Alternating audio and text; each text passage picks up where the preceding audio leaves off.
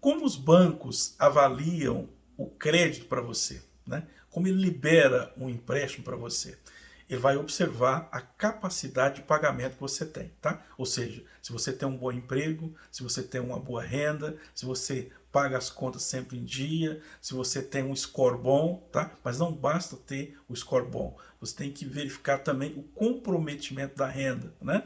Então, de repente, você tem um score bom, mas está toda renda comprometida. Você tem uma renda de 5 mil no exemplo e já comprometeu 4 mil. Então, na prática, você tem disponível apenas R$ 1.000. Tá? Então, por isso, algumas vezes, você não consegue um empréstimo, ou quando você consegue, a taxa de juros é muito alta. Por quê? Porque você já tem um risco muito grande associado, um rate, né? Um risco financeiro muito grande associado. Por isso que às vezes os bancos não liberam dinheiro para você, caso esteja acontecendo isso com você. Tá? Então, o banco vai observar a capacidade de pagamento, ou seja, se você tem renda recorrente, ou seja, todos os meses cai a mesmo valor na sua conta, ou se é renda variável, tá? Ele vai observar isso e vai olhar a capacidade que você tem de honrar os pagamentos sempre em dia, ou seja, todas as compras que você fez no passado, se você pagou em dia, tá? Ele vai observar isso também.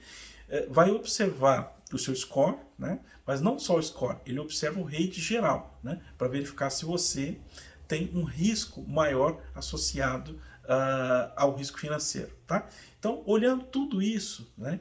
E aí você tem uma renda, no exemplo, de 5 mil. Se você tem 4 mil comprometido, então você tem disponível R$ 1.000, tá? Aí é 3 vezes o valor da parcela que você tem que comprovar. Então você poderia comprometer no máximo em R$ 300 por mês, tá? Você tem R$ 10.000 de renda, você já tem 6 comprometidos, então você tem 4 mil disponível, né? Então é muito simples, né? Na verdade, essa análise que é feita, tá?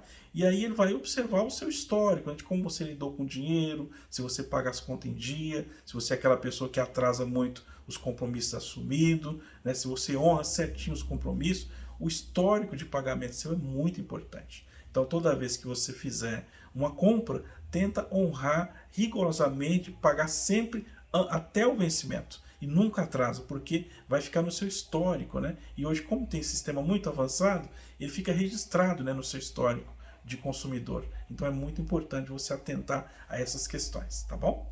Um abraço.